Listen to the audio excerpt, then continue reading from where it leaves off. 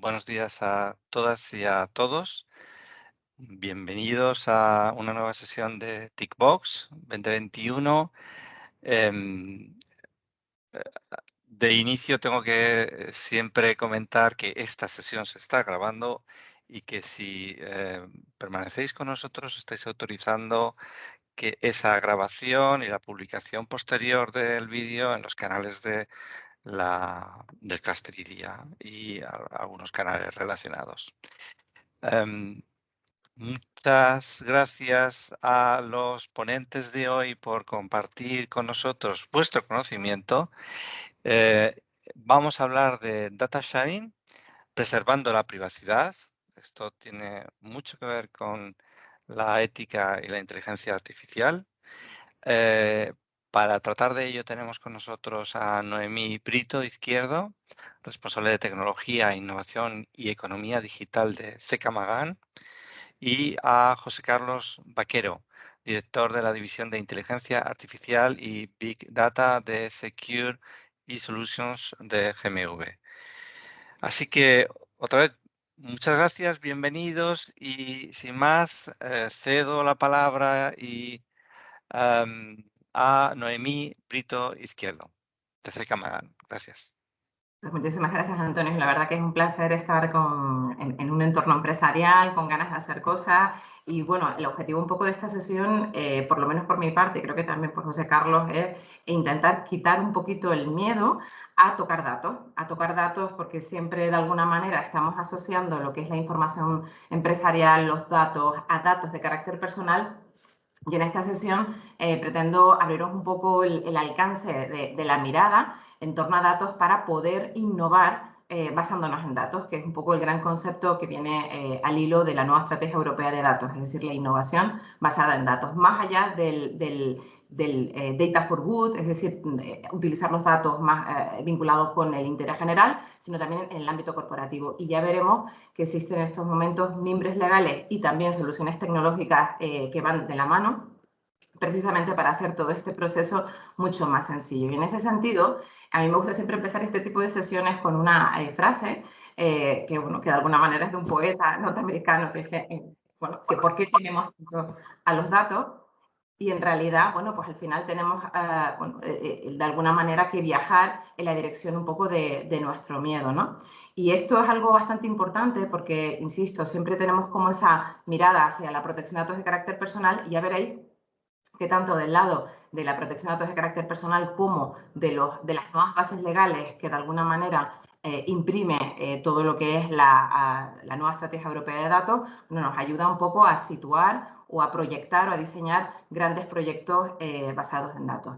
Inicialmente me gustaría lanzaros una serie de cuestiones relacionadas con proyectos basados en datos, qué tipo de cosas resultan un poco clave cuando empezamos a reflexionar sobre qué podemos o no podemos hacer con datos. Yo desde luego vengo del entorno legal, pero ya os digo que viniendo del entorno legal creo que todavía es muy desconocido cuáles son esos mimbres legales que nos van a permitir hacer cosas. En primer lugar, cuando hablamos de datos, ¿de qué hablamos en realidad, no? Aquí voy a un poquito más tarde a diferenciar lo que es un dato de carácter personal de lo que no es un dato de carácter personal. Y esto es fundamental, porque cuando somos capaces de establecer esta clasificación y esta taxonomía de los datos, somos capaces también de diferenciar los regímenes jurídicos y las limitaciones legales que tenemos en relación a una tipología u otra de datos. Y esto es bastante importante, al menos a nivel legal y a nivel también de negocio, ¿no?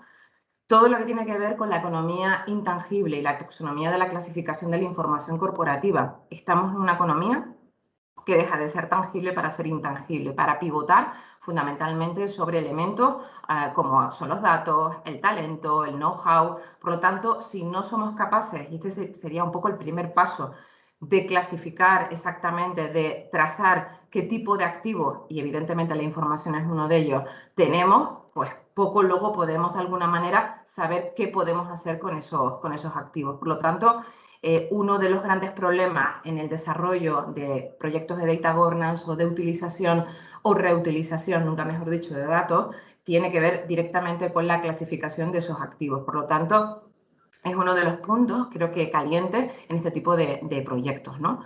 ¿Qué es esto del data governance? Bueno, pues esto no es algo que tiene que ver con la ley exclusivamente, es una estrategia basada en el crecimiento y en la innovación de la empresa en torno a los datos. Por lo tanto, es fundamental daros cuenta que muchas veces los responsables de data governance dentro de las compañías se asocian más a un elemento de negocio que a un elemento legal. Incluso suelen ser equipos transversales los que participan en este tipo de elementos. Al fin y al cabo, a día de hoy, el dato es uno de los 5 activos más importantes en las compañías para poder no solo crecer, sino sobrevivir. Por lo tanto, tener una estrategia de data governance es fundamental para poder plantearnos un crecimiento sostenible en el tiempo como organización, ¿no? Si ya tenemos la foto fija de nuestras fuentes y activos de información en relación a ese tema de la clasificación o la taxonomía, bueno, ahora, ¿qué podemos realmente hacer con esta información? Pues como os decía, dependerá un poco de la tipología de información que tengamos y qué tipo de proyectos vamos a desarrollar y qué tipo de datos necesitamos para esos proyectos, porque ya os daréis cuenta y lo sabréis que para poder desarrollar determinados proyectos de data sharing o de reutilización, muchas veces no necesitamos información de carácter identificado, es decir, no necesitamos datos de carácter personal, e incluso podríamos plantear tener bases de datos, unas de carácter identificado y otras anonimizadas. En este ámbito, el concepto de la anonimización, de hecho, es fundamental. O sea, pasar muchas veces ese bridge, ese puente entre dato personal y dato de carácter no personal, es decir, dato anonimizado, como podría ser el caso un dato agregado, pues es fundamental en términos por lo menos legales y de poder hacer cosas con la información, ¿no? ¿Debo temer a la normativa protectora de datos personales y qué debo considerar por relación a la misma? Es otra de las cuestiones que vamos a intentar abordar, siquiera de forma muy somera, porque tenemos muy poco tiempo, pero esto nos podría dar para una sesión completa, ¿no?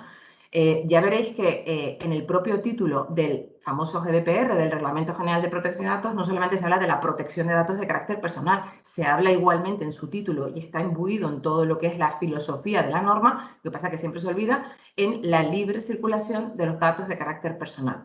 Y eso se suma, como veremos, con otro reglamento que tiene el mismo valor que el Reglamento General de Protección de Datos, que es el Reglamento para la libre circulación de datos de carácter no personal. Es decir, que en estos momentos y con otra serie de elementos que os voy a comentar vinculados con los elementos de data sharing en la nueva estrategia europea de datos que está vinculada con el mercado único de datos y, como bien comentaba Antonio, también con la estrategia de desarrollo de inteligencia artificial a nivel europeo y a nivel nacional, pues eso nos da un confort legal para poder hacer cosas a este nivel. Más temas en relación a lo que tiene que ver con la información y con las cuestiones que tenemos que plantearnos. ¿Qué oportunidades me brinda la nueva estrategia europea de datos? Pues os lo voy a contar luego con un poquito más de detalle, pero nos brinda muchísimas oportunidades. Daros cuenta que esta estrategia europea de datos, que como decía está vinculada al mercado único de datos, que está siendo desarrollada a tope a diferente nivel, incluso con la nueva estrategia también o el reglamento de Data Governance Act, está muy vinculado y salió el mismo día, lo cual no es una casualidad, con la estrategia, con el libro blanco de inteligencia artificial. ¿Por qué? Pues porque, como veremos, y si no se nos escapa a ninguno de los que estamos aquí, Europa pretende ser un líder mundial en todo lo que tiene que ver con inteligencia artificial o soluciones de inteligencia artificial. Por lo tanto, si queremos ser eso, tenemos que liberar información. Y en Europa nos hemos dado cuenta que nuestra normativa suele ser mucho más constriñadora de contener la información y no de liberarla. Y de ahí todo este tipo de iniciativas, todo este tipo de bases que en este momento pues están un poco desarrollando, ¿no? Y en este sentido, ¿qué es esto del data sharing? El data sharing al final no deja de ser un marco de actuación para a diferente nivel, tanto entre públicos y privados con la doble dirección o entre privados, que, bueno, que realmente siempre hemos compartido información entre las empresas, pero conceptualmente se ha desarrollado el concepto del B2B Data Sharing, como luego os voy a comentar, que está muy vinculado con todo lo que tiene que ver con los nuevos servicios de intercambio electrónico de datos del artículo 9 de la propuesta de reglamento del Data Governance Act, que abre nuevos modelos, nuevas oportunidades de negocio en torno a los datos, pues al final es como un poco ese marco que envuelve todo este tipo de posibilidades, modelos, soluciones y es algo que al final va muy de la mano de ese data governance que os comentaba, de la parte legal, pero por supuesto también de las soluciones tecnológicas que nos van a permitir hacer estas cosas de una manera mucho más coherente con el principal gap legal que nos podemos encontrar aquí, que es con el tema de los datos de carácter personal. Es decir, buscar soluciones que garanticen de alguna manera, bueno, pues todo este elemento que tiene que ver con la privacidad, ¿no? ¿Y qué modelos de negocio legítimos se vislumbran, ¿no? ¿Y cómo puedo participar en ellos? Pues vamos a intentar también, os voy a intentar dar unas pistas sobre por dónde van los tiros, al menos en lo que concierne a la propuesta de reglamento de la Data Governance, que, como comentaba, pues ya abre pues 3 líneas muy concretas de modelos de negocio legítimos en torno a datos. De hecho, ya empieza a hablarse de las posibles cooperativas de datos, ¿no? que tiene como un punto adicional a este nivel.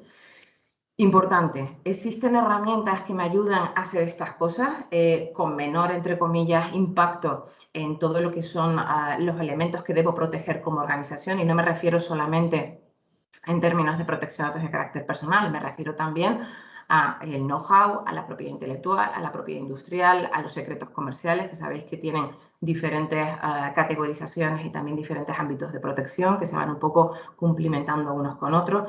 Pues realmente tenemos que ir a eso, tenemos que buscar soluciones o herramientas que al final nos permitan mitigar esos riesgos legales e incluso impulsar mucho más las posibilidades. Yo creo que todas las herramientas que luego os comentará José Carlos, vinculadas con todo lo que es las PETs y demás, creo que ayudan muchísimo, al menos, por ejemplo, a paliar toda la parte de los obstáculos vinculados con la privacidad o con la protección de datos de carácter personal. Y esto es súper importante, muy importante, porque a día de hoy, diría yo, por ejemplo, la Ley Orgánica Española, la nueva, de protección de datos de carácter personal y garantía de derechos digitales, califica como un elemento que puede ser sancionado a nivel grave, como una infracción grave, el no controlar las garantías de esos proveedores, que a nivel técnico, básicamente, o informático, esas soluciones, de alguna manera no brindan esas garantías que necesita la ley para el tratamiento de la información. Y ese control no solamente es un control en el momento de la contratación del proveedor, sino también durante toda la vida, todo el ciclo de vida de los datos. Por lo tanto, es fundamental. Al igual que también, ya os adelanto, todo lo que tiene que ver con el Privacy by Design y el diseñar los proyectos de tratamiento de datos, los modelos de datos en torno a lo que sería un principio de cumplimiento normativo, también se califica como una sanción a efectos de prescripción de carácter grave, con lo cual creo que ahí es donde están poniendo el foco. De hecho, casi todas las autoridades de control es donde tenemos que ir un poco, ir caminando, ¿no? Pero, como os digo, existen soluciones legales y existen soluciones técnicas. Por lo tanto, creo que tampoco hay que entrar en shock y en ese sentido hay que ser un poco explorer en torno a las posibilidades para no perder, entre comillas, el paso desde el punto de vista de todo lo que se está moviendo a nivel nacional y a nivel europeo, evidentemente. Entonces, ¿debemos explorar estos caminos? Sin duda, sí. Y voy a intentar un poco animaros en ese sentido, ¿no? Como os decía, es algo fundamental intentar en este tipo de estrategias distinguir entre lo que es un dato de carácter personal y un dato de carácter personal. Y aunque parezca algo relativamente sencillo, no lo es en muchas ocasiones. Siempre hay zonas grises donde no tenemos muy claro si lo que tenemos delante es un dato de carácter personal o es un dato de carácter no personal. Es más, muchas veces, y en la mayor parte de los casos, y habrá pasado, tenemos datasets de carácter mixto, donde se producen, tenemos información que está absolutamente imbrincada, interrelacionada entre sí, entre personal y no personal, y tenemos que buscar fórmulas o medios para poder de alguna manera aplicar criterios de protección.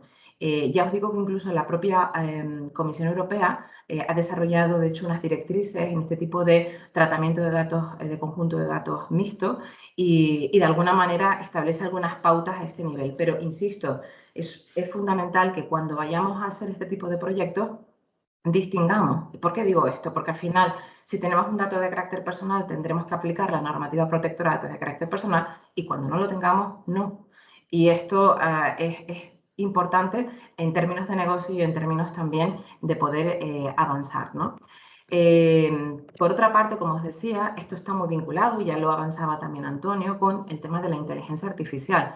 ¿Qué se pretende con la estrategia europea de la inteligencia artificial? Que además sabemos que De hecho, hace muy poquito también se publicó la propuesta de reglamento de la nueva Artificial Intelligence Act, es la nueva regulación transversal europea en términos de inteligencia artificial, que además es bastante potente con lo que llega. Incluso llega a entrar en términos como el de tecnología emocional, emociones biométricas, es decir, llega un poco a bajar a tierra pues, muchos elementos. Además, al hilo de esto, como luego os comentaré también, tenemos ya en ciernes este mes la aprobación de la Carta Española de Derechos Digitales, donde también hay muchas líneas y muchos derechos también que impactan sobre todos estos modelos y todo lo que estamos comentando. Pero al final, lo que tenemos que tener claro, y que además os decía que se aprobó el mismo día y van absolutamente de la mano, la Estrategia Europea de Datos y la Estrategia de Inteligencia Artificial, el objetivo fundamental que tienen no es otro que las empresas y las organizaciones tengan al final más datos disponibles. ¿Para qué? Para poder innovar y para poder avanzar. Por lo tanto, creo que, bueno, si estas son las estrategias y las bases legales van en sintonía, pues tenemos que empezar también a ir bajando a tierra qué puedo hacer yo como organización con mi información y cómo lo puedo hacer, ¿no? El plan al final, si os dais cuenta, es que se produzca en ese sentido, según un poco las cifras que se mueven a nivel europeo, con vistas a 2025, una liberación de la información en más de un 530%, que se generen casi 900.000 millones en torno a la nueva economía de datos, que además se forme, porque aquí tenemos un gap tremendo en cuanto a talento y skills en torno al tema de datos, inteligencia artificial. Ya sabéis que se está de alguna manera también enarbolando por parte del gobierno en estos momentos un plan de capacitación nacional en temas vinculados con inteligencia artificial, y otros países como Finlandia lo han lanzado porque evidentemente todo va de la mano. Si no somos capaces de tener personas formadas para poder llevar a cabo este tipo de proyectos, pues será muy complicado. Y luego también está la concienciación y la confiabilidad, un concepto fundamental por parte de la ciudadanía para que de alguna manera se vea abocada a poder liberar información, se vea confiada en que los proveedores, las empresas, las organizaciones que tratan su información lo hacen de una manera correcta. Y ese término yo creo que es crucial en estos momentos para cualquier tipo de estrategia a nivel tecnológica, ¿no? Y es un poco la línea de trabajo que se está un poco planteando por parte de la Comisión Europea, por parte de las instituciones comunitarias. ¿Y cómo hacer esto posible desde el punto de vista de ese palabra que antes comentábamos del data sharing? Pues Perdona, básicamente, sí. simplemente que sepáis que no estáis avanzando en la presentación. No sé si eso es que yo estoy siguiendo perfectamente, pero no, la presentación no la estáis avanzando, ¿no? Es así. Bueno, no sé, José Carlos estaba pasando las diapos, no sé si... José Carlos, ¿estás pasando las diapos? Seguimos en la primera. Ah, pues... Estaba esperando que me fueras diciendo. Ay, disculpa, pues perdón, pues yo No, me he liado a hablar. Bueno, pues estamos en la 9, perdón. en la Bueno, 9. vale. Vale. Gracias. Perdonad, disculpad, gracias Antonio. No pasa nada. Nada. Bueno, pues estamos en la 9 y ahí vamos un poco, bueno, como todo lo anterior es bastante introductorio, bueno, tienes la presentación, así que vamos un poco a partir de ahí. Pues como os decía, y ya en la diapo 9 tenemos cómo hacer esto posible, ¿no? Pues tenemos diferentes estrategias vinculadas con data sharing, ¿no? Una de ellas tiene que ver con la reutilización de la información del sector público. Esto ya es algo nuevo, aunque es poco conocido. Tenemos una normativa ya en España desde el año 2007 que tiene que ver con la directiva de reutilización de la información del sector público, y además esto está ahora mismo cambiando en ciernes. Es decir, hay una nueva directiva de datos abiertos que de hecho va a impulsar aún más lo que es la reutilización de la información en manos del sector público. ¿Esto qué es? Para entenderlo. Porque las administraciones públicas tienen muchísimos datos, muchas veces el problema está en que no los tienen de alguna manera en un formato reusable, pero tienen mucha información pagada con los impuestos de los ciudadanos y de las propias empresas que deberían poner en abierto para que las propias empresas pudieran reutilizarlo y pudieran de alguna manera generar nuevos modelos de actividad, proyectos, nuevos modelos de negocio en definitiva, que es a lo que se refiere el sector infomediario, que no sé si os sonará esta línea, pero comentaros que cabe la posibilidad de que las empresas puedan tocar las puertas de las administraciones públicas a través de estos famosos portales de Open Data y demás. Incluso a veces también, aunque no esté en esos portales, pues puede ser que haya algún tipo de proyecto de reutilización a este nivel. Creo que es muy interesante. Si te parece, pasa a la diapo 10, que conozcáis todo lo que tiene que ver con las estrategias de Datos Gov, que justamente es donde de alguna manera se aglutinan todo este tipo de proyectos en cuanto a portales de Open Data, qué tipo de catálogos de información están en abierto. Deciros que España, de hecho, a nivel europeo es uno de los países más avanzados en temas de datos abiertos. Curiosamente, sin embargo, lo que es la penetración de este sector en el ámbito empresarial es prácticamente desconocido todavía, ¿no?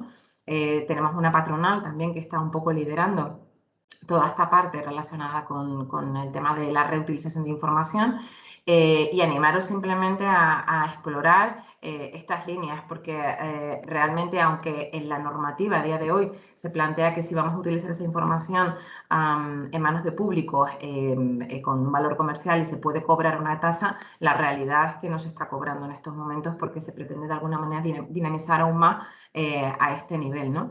Y por otro lado también deciros que también es bastante desconocido que al margen del Big Data que puede estar en manos de consejerías, de organizaciones públicas con las que trabajemos, están por otro lado y tienen otro régimen jurídico, lo que son las entidades público-estadísticas, ¿vale? Y aquí hay una normativa también, como os digo, diferenciada.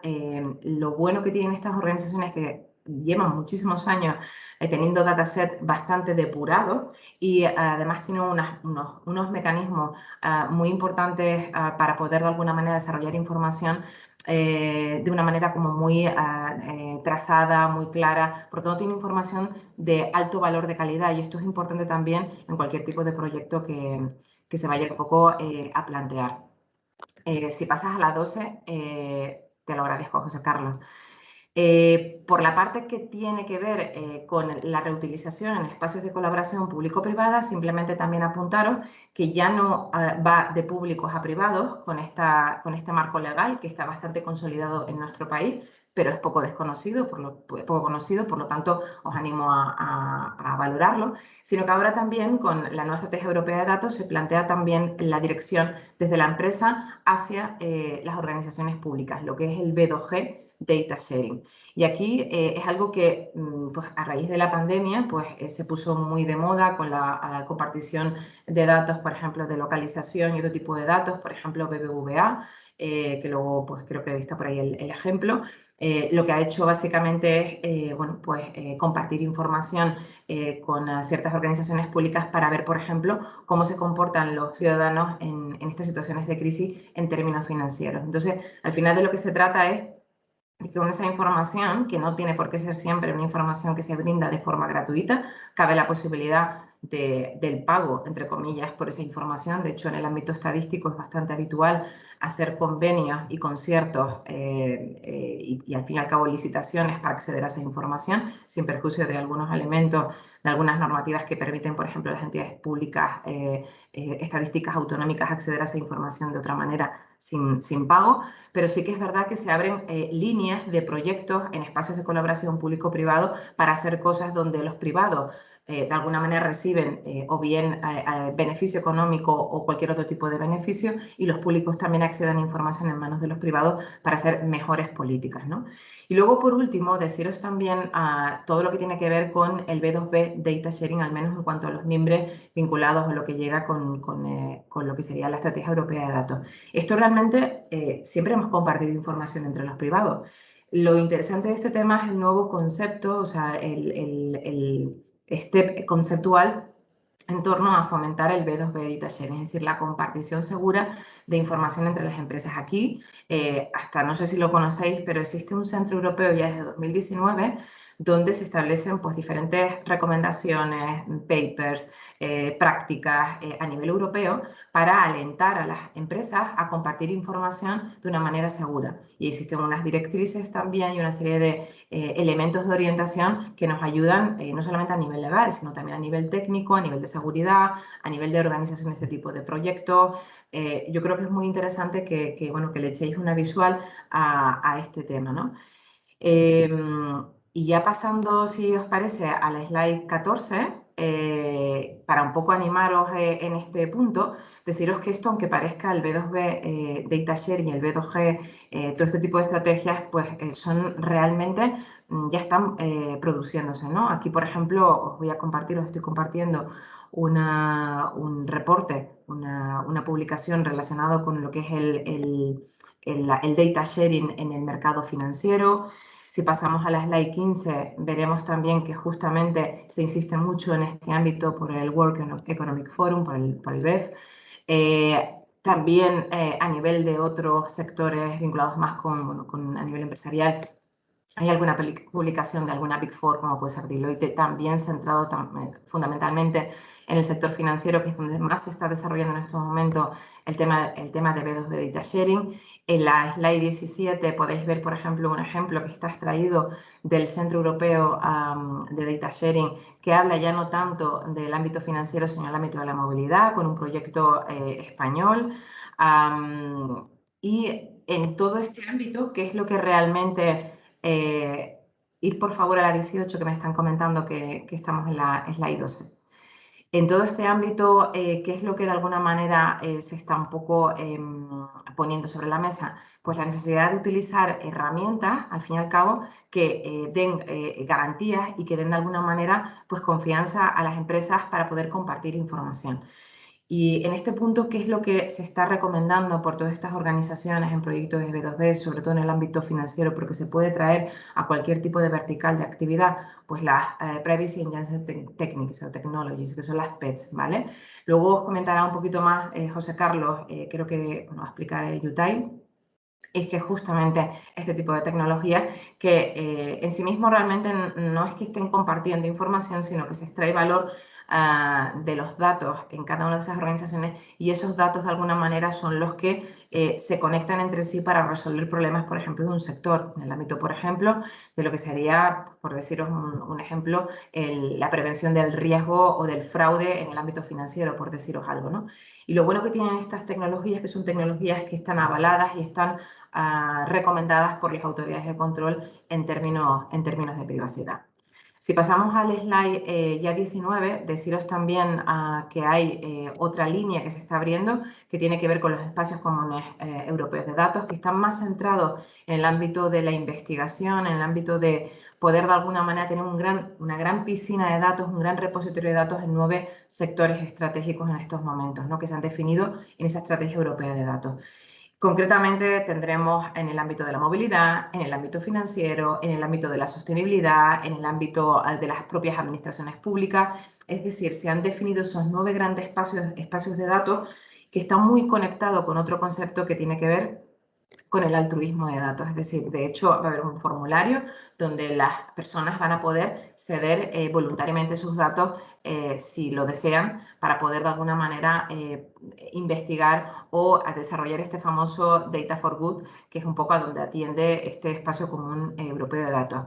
En la Carta Europea, en la Carta Española, perdón, de Derechos Digitales, ya se reconoce un derecho, no es ninguna constitución específica de los derechos digitales, pero sí que se plantea esta carta como una especie de elemento instrumental de los actuales derechos reconocidos en el ordenamiento jurídico, si bien matizados en el ámbito digital, y aquí ya se reconoce un derecho para poder reutilizar esa información con su amplio espectro para poder de alguna manera avanzar en este sentido, con lo cual creo que es muy interesante también que lo tengáis en cuenta. Y ya en el slide 20 ya empezamos a hablar, y os quiero un poco ya, por ir un poco terminando, todo lo que tiene que ver con la European Data Governance. Este es una propuesta de reglamento también que llega y que acompaña todo este marco de la Estrategia Europea de Datos, y que si os fijáis, y ya pasando a la slide 21, en su artículo 9 establece 3 grandes nuevos servicios de intercambio electrónico de datos, intercambio de datos, ¿no? En el ámbito de esta propuesta. Y aquí ya se habla de los servicios de intermediación entre los titulares de datos, o sea, que son aquellos técnicas, estos proveedores de servicios que van a facilitar técnicamente este mayor intercambio de datos. Vamos subiendo luego con los servicios de intermediación entre los interesados, donde no solamente podemos prestar, entre comillas, el servicio tecnológico para poder, de alguna manera, que se produzca este intercambio de datos, sino también vamos a intervenir con los interesados en el ejercicio de sus derechos. Y ya por último, y yo creo que es uno de los grandes elementos que se destila en estos momentos, y se está hablando ya de las cooperativas de datos. Las cooperativas de datos es como un tercer punto, un tercer step, vamos a decirlo así, donde además nosotros vamos, o los titulares de este tipo de proyectos, se van a encargar de convencer o se van a encargar de recabar la base legal para poder tratar esta información. Eso es muy interesante a nivel sectorial, ¿no? Con lo cual, esto evidentemente todavía no es ley, pero ya os podéis imaginar la gran cantidad de modelos y de posibilidades que se pueden plantear a partir de lo que sería el Data Governance Act y conectado con todas estas estrategias que os comentaba que ya contienen y están sustentadas a nivel legal por parte de la Estrategia Europea de Datos. Y ya en el slide 22, deciros que, bueno, que normalmente los modelos de intercambio de datos pues siguen diferentes enfoques. Puede ser un enfoque más abierto, se permite la monetización de los datos en un mercado de datos, también se permite el intercambio de datos en una plataforma cerrada, se permiten muchísimas cosas. Quizás estos son los tres grandes modelos que se están desarrollando en estos momentos, pero como os digo, esto está construyéndose en estos momentos y creo que de hecho, ya con lo que os cuente también José Carlos, creo que os va a abrir un poco la línea o las posibilidades a este nivel. Un ejemplo muy concreto, y ya pasando, si te parece, Juan Carlos, a la slide 24, por ir ya cerrando, hay un proyecto, de hecho, de marketplace de datos muy centrado, muy parecido a lo que se quiere montar ahora con las cooperativas de datos y quería un poco explicaros esto. Es algo, el proyecto Joint Data une a todos los granjeros de los Países Bajos para compartir información entre ellos y con desarrolladores para de alguna manera generar este volumen que necesitamos en cuanto a mejora de competitividad del sector, etc. Aquí cada granjero puede decidir qué tipología de datos comparte y con quién los comparte. Con lo cual, la propia herramienta establece unas licencias y nosotros decidimos en cada momento qué queremos hacer, incluso qué queremos compartir con un competidor, podría ser el caso, ¿no? Pasando a la slide 25, si veis, aquí ya se decide, o sea, se establece, se marca mucho que se decide por parte de cada uno de los participantes en esta cooperativa, en este marketplace de datos, qué hacemos o qué no hacemos. Es fundamental que tengamos en cuenta, hay no sé si lo conocéis, en la ley 26, una especie de guía de buenas prácticas por parte de la Agencia Española de Protección de Datos para el desarrollo de proyectos de Big Data. En su desarrollo inicial tuve la suerte de participar con la Agencia Española de Protección de Datos, soy una de las redactoras de este documento. En estos momentos se ha desarrollado y se ha actualizado el mismo conforme al GDPR y las nuevas técnicas. Creo que es muy interesante si estamos pensando en desarrollar este tipo de proyectos basados en datos, nos puede dar pistas, no pensemos que es ningún oráculo, pero desde luego nos puede dar algunas pistas sobre cómo hacerlo coherentemente. Y ya por terminar, una serie de consejos si vamos a desarrollar este tipo de proyectos que ya vemos que se pueden hacer, que hay mimbres y bases legales y más con lo que está llegando para poder hacerlo, que creo que son fundamentales por donde están poniendo el foco las autoridades de control. Y ya pasando a las ley 27, ¿no? 27 y 28, ¿no? En primer lugar, la privacidad es el diseño. Aquí se está poniendo muchísimo el foco por las autoridades de control. En España ahora mismo la Agencia Española de Protección de Datos tiene 3 guías en estos momentos vinculados con estos temas. 2 de ellas en privacidad es el diseño y por defecto, y una específicamente vinculada con inteligencia artificial. ¿Esto qué significa? Significa que cuando desarrollemos estos proyectos o cualquier tipo de solución o herramienta vinculada a estos proyectos, lo hagamos siempre con unos parámetros de privacy by design o de security by design. Es decir, que de alguna manera pensemos qué tipos de datos vamos a utilizar en el proyecto, qué necesitamos, qué tipo de medidas técnicas de seguridad vamos a aplicar, y esto al margen de las evaluaciones de riesgos que vayamos un poco a plantear, que están más conectadas en estos casos con evaluaciones de impacto en materia de protección de datos, porque normalmente estos grandes proyectos de tratamiento a escala de datos y todo lo que tiene que ver con Big Data o con proyectos de inteligencia artificial con uso intensivo de datos, normalmente por la normativa aplicable y por las listas obligatorias de la Agencia Española de Protección de Datos de tratamiento sujeto a evaluación de impacto llevará una evaluación de impacto. No entréis en shock con esto, porque la autoridad de control española y también otras autoridades de control europeas, como puede ser la francesa, la CNIL, etcétera, no, pues tiene herramientas para poder hacerlo. Los proyectos de anonimización de datos, fundamental. Aquí tenéis también diferentes guías por parte de la agencia a este nivel, la Agencia Española de Protección de Datos, y es fundamental para tener mayor libertad en esa distinción que hacíamos entre datos de carácter personal o datos de carácter no personal. Y en la slide 28, fundamental la formación e información a vuestro personal, a vuestros equipos en este ámbito. la eliminación de la reducción de variables desde el punto de vista de la reidentificación de las personas, y esto es muy importante porque se ha calificado como una sanción no grave, sino muy grave, es decir, que nos aseguremos en estos proyectos de anonimización que no se va a reidentificar a esas personas, y luego sobre todo que en el ciclo de vida de datos esto no comienza con la proyección del proyecto, sino que de alguna manera se desarrolla en el tiempo. Por lo tanto, aquí hay una base tractora, y es que la regulación no necesariamente se traduce en restricciones, todo lo contrario. Me gusta plantear que la ley muchas veces es fuente de nuevos modelos de negocio, la ley es fuente y aliada competitiva. Y además se basan muchas organizaciones en estos momentos en esta privacidad diferencial para diferenciar organizaciones entre sí y resultar mucho más confiable de cara a los usuarios. Así que apoyaros en la ley, porque la ley en estos momentos os acompaña, ¿no? Así que nada, animaros y ya en la slide 30 a liberar, usar, compartir y aplicar datos, ¿no? Yo creo que las herramientas que además os va a comentar ahora José Carlos ayudan mucho a hacer estas cosas con seguridad. Y nada más por mi parte, agradeceros y disculpad el problema de las slides, que la verdad es que me he puesto a hablar y bueno, y como a mí no hace falta mucho en las presentaciones, pues espero que haya quedado claro y ponerme a vuestra disposición para cualquier duda o cuestión que os surja. Mil gracias a ti, Noemí, y felicidades. Es tan intensa la cantidad de información que nos has proporcionado que podríamos estar hablando, sin ninguna duda, días y días. Me has inspirado multitud de cuestiones y la verdad es que lo has explicado perfectamente. ¿Podemos compartir esta presentación? Por supuesto, por mi parte, sí, ¿Sí? sin ningún problema, claro que sí. ¿No os importa Cuanto más... hacérnosla llegar? Exacto. Sin Yo creo que lo problema. importante es eso, que como país avancemos basándonos en lo que tenemos. Y lo que tenemos ahora son, entre otras cosas, datos. Magnífico. No sé si alguien tiene una pregunta para ti, porque sabemos que te tienes que ir y supongo que además pronto ya imagino que vas tarde. No, para mí sería un placer atender cualquier cuestión. No parece que haya preguntas. Los he dejado planchado a los pobres. Entonces, nada, perfecto. Hasta Pues ahora, te Noemí. liberamos. Muchísimas gracias, Noemí. Nada, un placer, un placer. Gracias. O sea, que lo que Muchas gracias, necesites. Noemí. Gracias, Antonio. Nada, suerte. Adiós. Hasta luego. Adiós. Gracias. Bueno, Pues pues entonces te queda a ti. menuda introducción, ¿no? ¿Verdad? Que pues ahora en la parte legal nos la ha dado, y normativa nos la ha dado Noemí. Y bueno, yo lo que os quiero presentar ahora es Utile, ¿vale?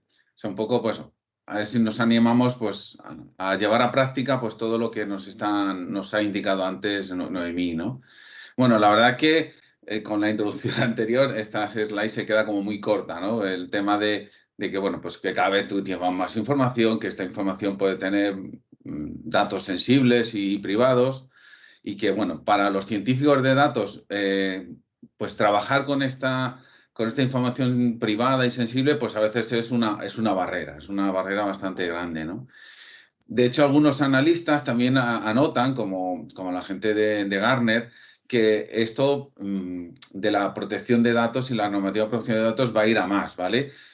No solamente por la parte de data sharing, sino pues cómo defender nuestros derechos, ¿no? Y bueno, y ya según Gartner, en el 2023, pues el 65% de la población mundial, bueno, pues va a estar cubierta con una normativa de privacidad moderna, ¿no? Desde GMV, la verdad que llevamos como unos 4 años haciéndonos esta pregunta, ¿no? Bueno, vemos que cada vez tenemos datos, pero vemos que también hay datos que son privados y que no los podemos, o sensibles y que no podemos utilizar libremente, y si era insuperable este equilibrio entre la privacidad de dichos datos y la posibilidad de utilizarlos, ¿no? Y es aquí en donde nació Utile, que es nuestro producto para resolver este tipo de cuestiones, ¿de acuerdo? Con Utile nos va a permitir realizar cálculos de forma segura y privada, y muy importante, sin exponerlos ni moverlos, ¿vale? No voy a tener que centralizarlos en un único sitio, ni voy a tener que, de alguna forma, anonimizarlos en un único sitio, sino que cada una de las organizaciones los va a tener bajo su control, ¿vale? Pero también nos va a permitir aprovechar todos estos datos sensibles, ¿vale? Pues para mejorar nuestros algoritmos de Machine Learning o modelos analíticos, ¿no? Siempre cumpliendo con los requisitos organizativos y garantizando la privacidad de los datos así como el cumplimiento de las normativas, porque los datos van a estar en las organizaciones a las cuales pertenecen.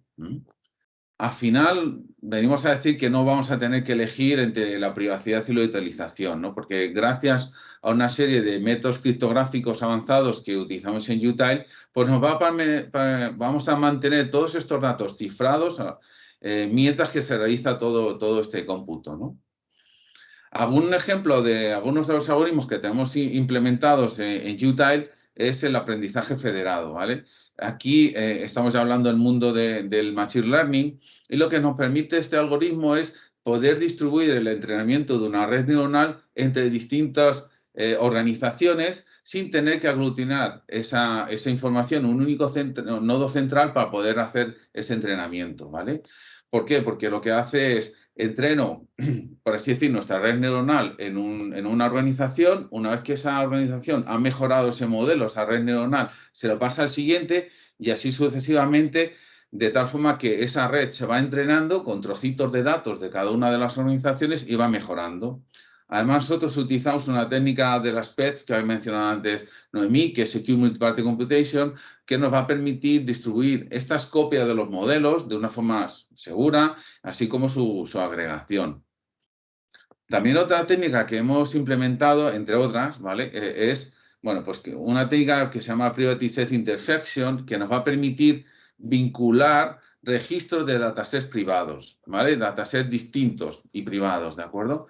De alguna forma, eso nos va a permitir interrelacionar registros de distintos datasets que pertenecen a la misma entidad sin relevar la identidad de esa entidad, ¿vale? Y así, por tanto, preservar la privacidad. Cuando lo explico, al final tengo que irme a un ejemplo. Imaginaros, pues, Telefónica, Iberdrola y el Corte Inglés, por ejemplo, ¿vale? Imaginaros que ellos quisieran cruzar datos de sus clientes, ¿vale? De los clientes que tienen en común. Normalmente todas estas empresas tienen un identificador como puede ser nuestro DNI, ¿vale? Bueno, pues con estas técnicas podríamos crear esas, bueno, bases de datos virtuales o, como también comentaba Noemí, esa cooperativa de datos, de tal forma que podrían ampliar los registros que tiene Telefónica, Iberdrola y el Corte Inglés y ver de una única forma esa base de datos virtual, ¿no? Eso sí, siempre preservando la privacidad, ¿de acuerdo? Todos estos datos, por así decir, son virtuales, esa datos es virtual y no voy a tener siempre que preservar la privacidad, ¿de acuerdo? Yo os tengo que decir que cuando me contaron todo esto hace 4 años, dije, esto, la verdad que no lo entiendo muy bien. No puede ser. Yo, si quiero hacer una serie de cálculos, necesito poder tenerlos todos juntos y poder hacer dichos cálculos, ¿no?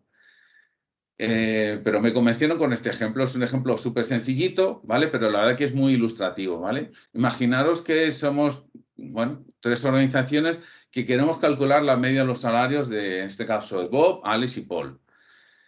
¿Qué es lo que es la forma tradicional? Pues cojo todos los números, los sumo y los divido entre 3. Bueno, pues, pero con esa forma tengo que desvelar esa información.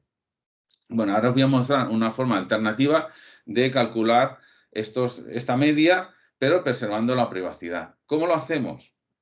Bueno, pues primero lo que hacemos es descomponemos los números originales en 3 números aleatorios, pero que tiene una peculiaridad, que la suma de esos 3 números aleatorios es el primero, ¿vale? Es el original. Bueno, realmente calculamos 2 y el otro es la diferencia con el número original, ¿de acuerdo? Y así lo hace Bob, Alice y Paul. Una vez que yo ya tengo descompuestos números en tres números aleatorios, cuya suma es el número original, lo que hago es distribuyo 2 de ellos y me guardo uno. Bob, por ejemplo, se guarda el menos 66, ese no lo distribuye, ese no sale de su organización y comparte con Alice y con Paul el 38 y el 68. Para ello se está distribuyendo 2 números aleatorios que no tienen un significado original con el primero, salvo que tuviera el menos 66. Si tuviera el menos 66, sí que ya tendría toda esa información, ¿no?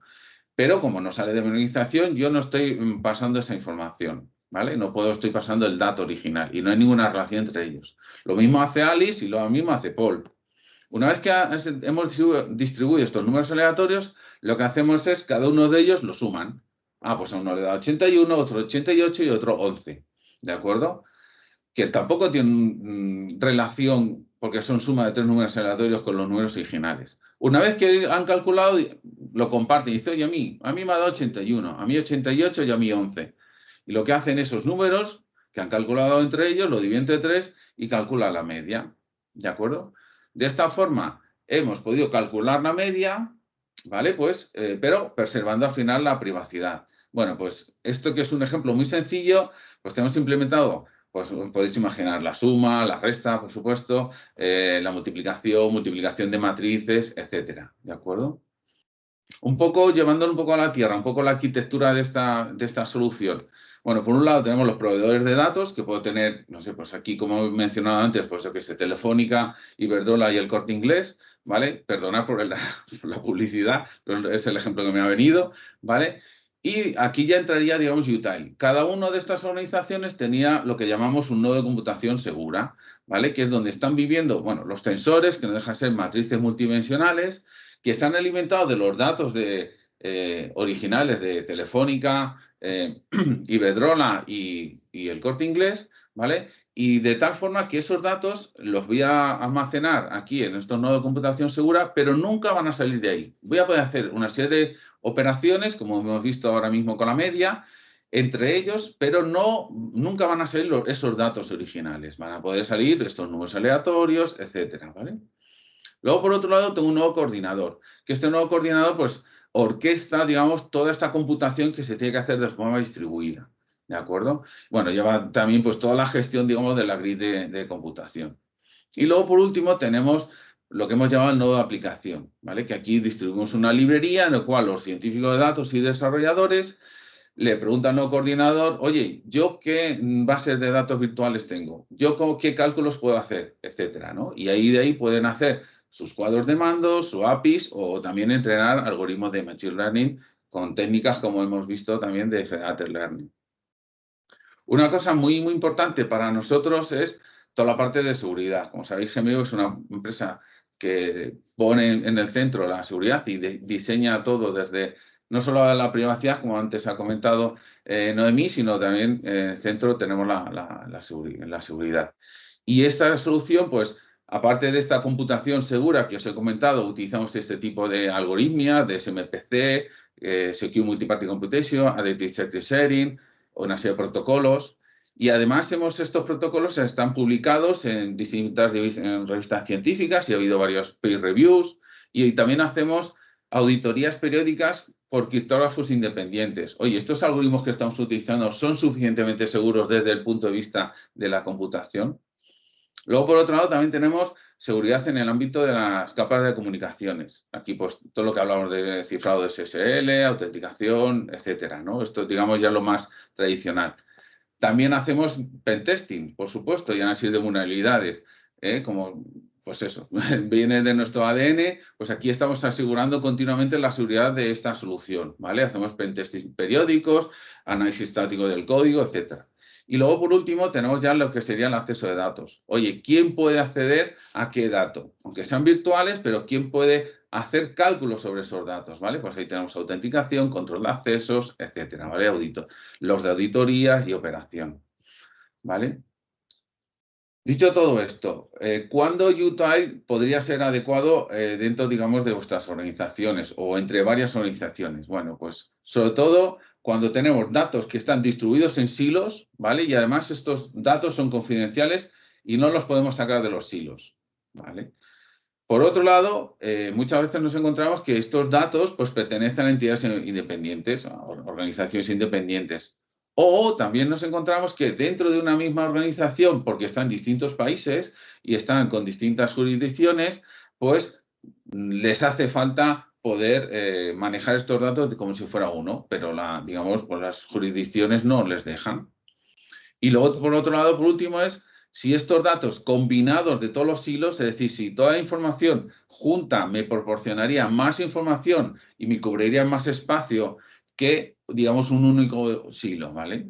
Entonces, si eso me va a dar más valor, juntarme todos estos datos, pues ahí es donde una solución como Utile tiene cabida, ¿no?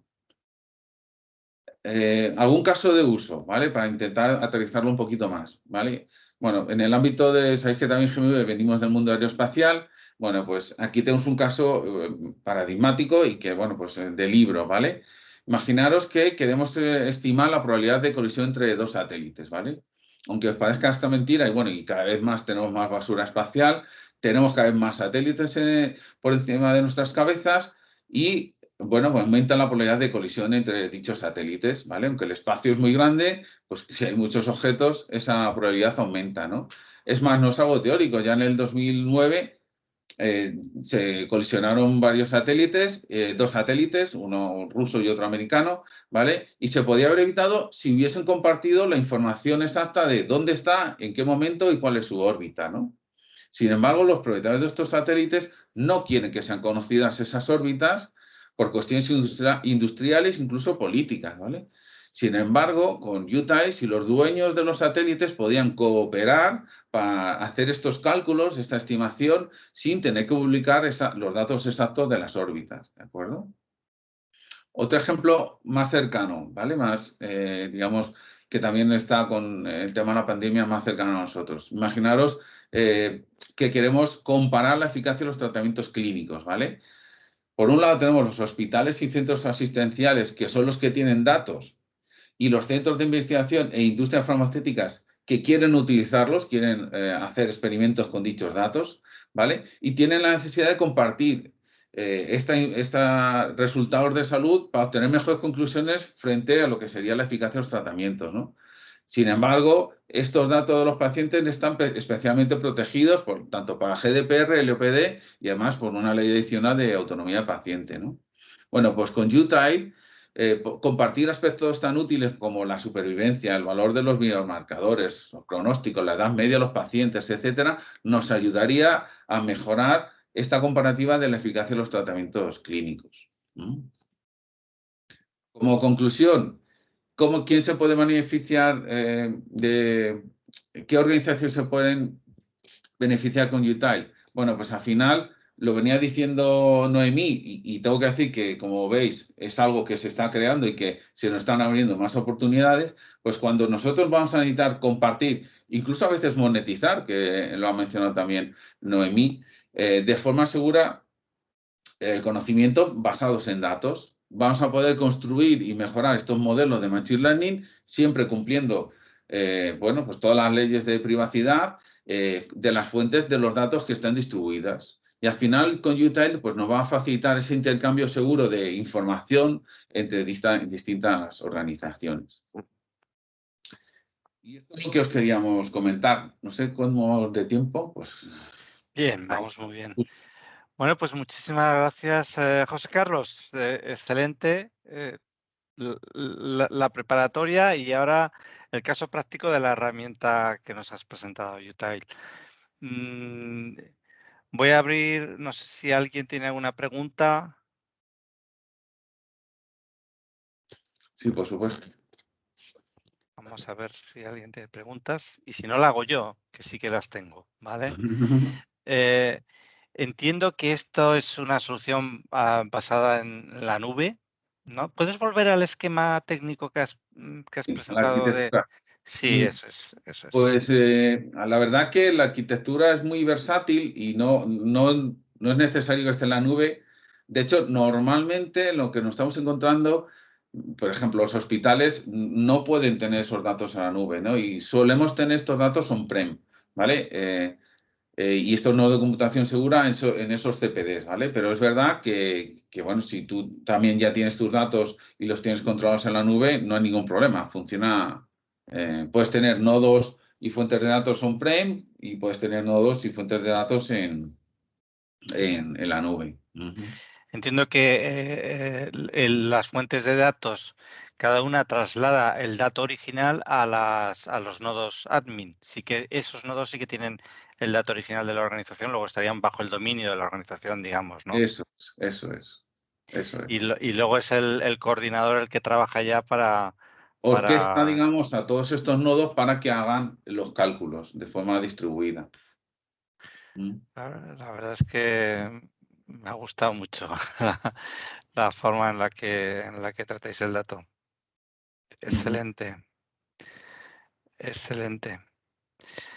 Bueno, yo lo dejaría aquí. Creo que si no hay preguntas, ha sido una brillante exposición. Yo podría hacer preguntas sin cansarme durante horas, ¿no?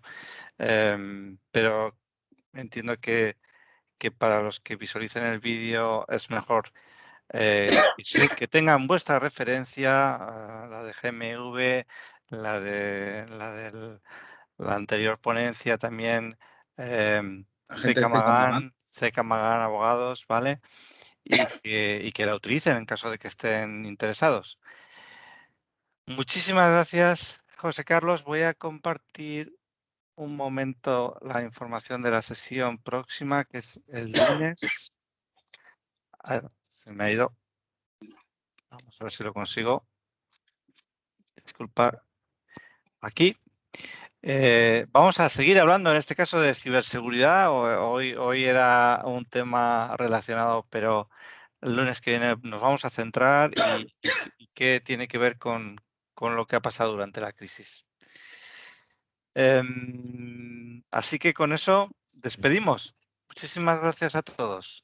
Muchas gracias. Hasta luego. Adiós.